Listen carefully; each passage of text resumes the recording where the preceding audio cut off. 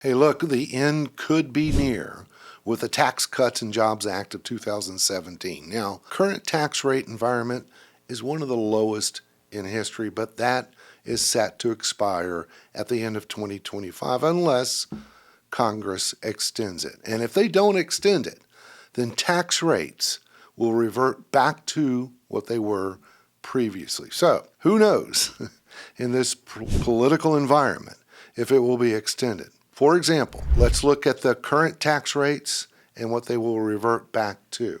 So here are the current tax rates: 10, 12%, 22%, 24, 32, 35, 37. And the 2026 tax bracket, if they don't extend it, 12% will go to 15%, 22 will go to 25, 24 will go to 28, 32 will go to 33, 35 will remain the same, and 37% will go to 40%.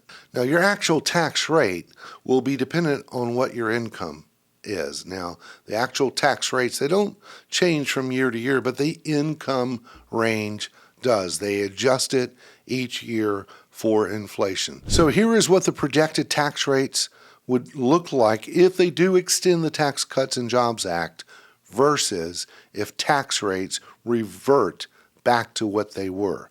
Now, this is a projection of the income amounts, and all I did was adjust the current income levels at 3% for 2024 and 2025. So because of the possible tax increase in 2026, I'm having a lot of conversations with my clients about Roth conversions. You see, if they do not extend the tax cuts, you could be paying a lot less in taxes when you do a Roth conversion now versus waiting. For example, let's go back and look at those projected tax brackets. So here is the projected 2026 tax bracket if they extend those tax cuts. So I'm going to show an example. And by the way, there's the projected tax bracket if they do not extend. And again, I adjusted all these income ranges for inflation. I want to show an example. Let's say you make $300,000. That would mean if they do extend it, that would mean you're in a 24% tax bracket. Let's also say, hey, I want to convert $50,000 into a Roth IRA. Remember, when you convert, that's added to your income. Well, we said you were making $300,000. You convert 50,000. That means your income is $350,000. You're still in the 24% tax bracket. So that keeps you in that 24% tax bracket. Now, if you wait to convert and they do not extend the tax cuts and it reverts back in these projections, you make $300,000. Well, you're still quite barely in the 28% tax bracket, but you're going to convert $50,000. Remember, that adds to your income. Now your income is $350,000.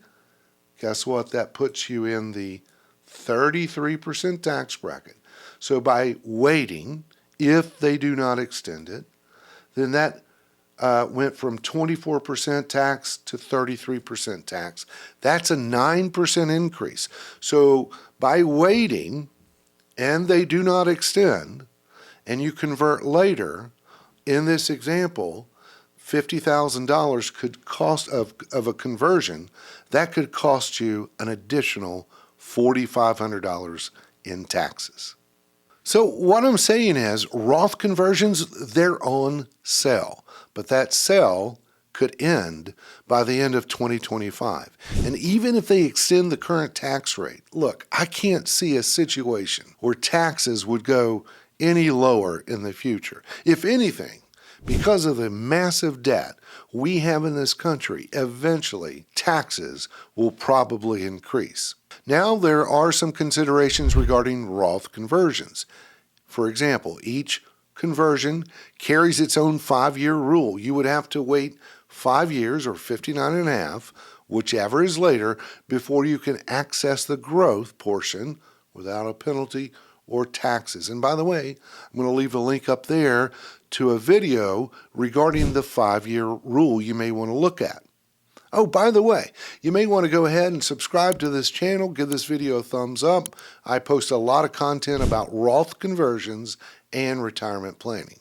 Now, you probably know that you pay tax on the conversion, and what I advise my clients is to pay that tax from other sources, not to have it withheld on the conversion, because that withholding would be considered a distribution and could trigger a 10% penalty on that amount. Again, you can check out a video I posted about Roth conversions right up there for more information. Look, before considering a Roth conversion, I would strongly recommend you to get with your tax advisor to talk about how much of a conversion would make sense based on your current tax situation. And if we need to talk about it, check out the resources below to get in touch with me. Anyway, hope this helps, and we will see you next time. If I don't know any limitations.